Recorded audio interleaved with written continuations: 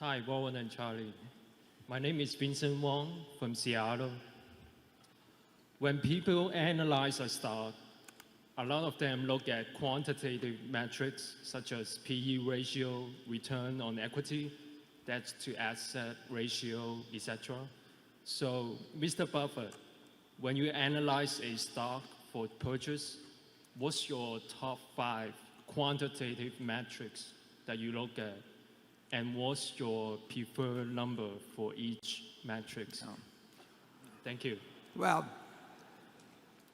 we're looking at quantitative and qualitative. We aren't looking at the aspects of the stock. We're looking at the aspects of a business. It's very important to have that mindset that we are buying businesses, whether we're buying 100 shares of something or whether we're buying the entire company.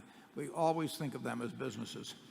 So when Charlie and I leaf through Value Line or look at annual reports that come across our desk or read the paper or whatever it may be, that for one thing we do have this cumulative knowledge of a good many industries and a good many companies, not all by a long shot.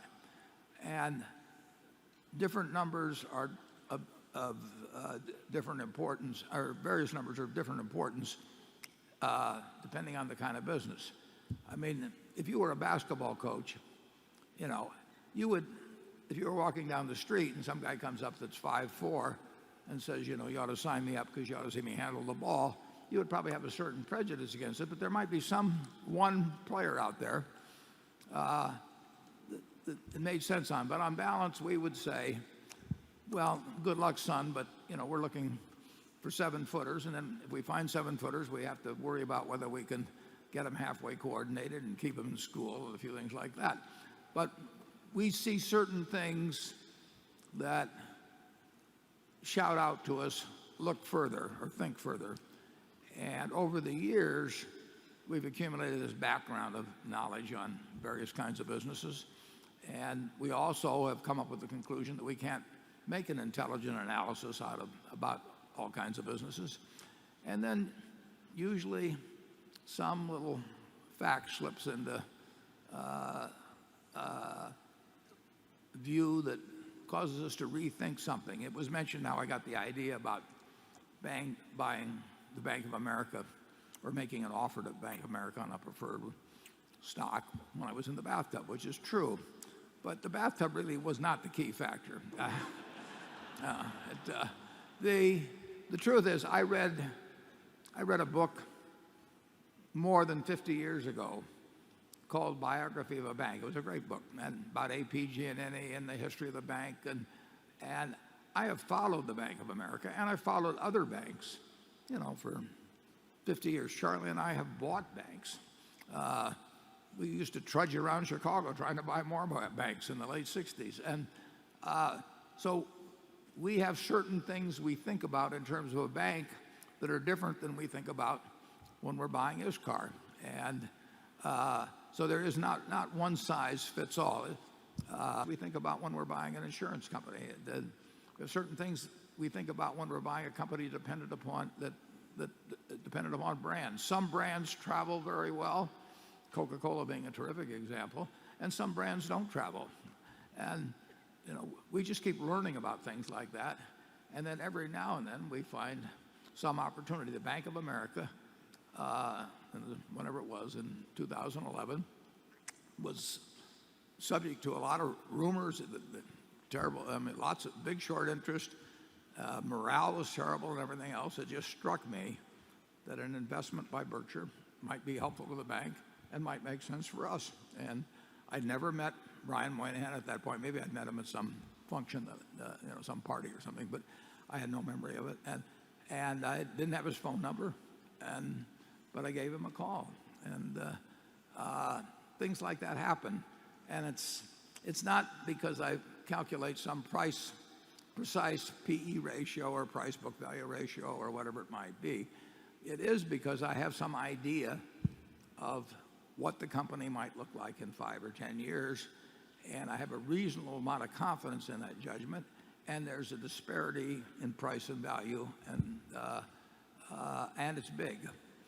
Charlie, would you like to elaborate?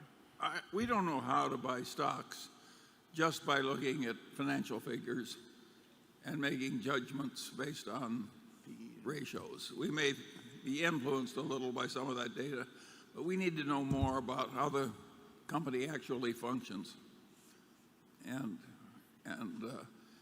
anything a computer could be function to do in terms of screening, I know I never do it. Do you use a computer to screen anything? No, I don't know how to. No. Bill's still trying to explain it to me. It's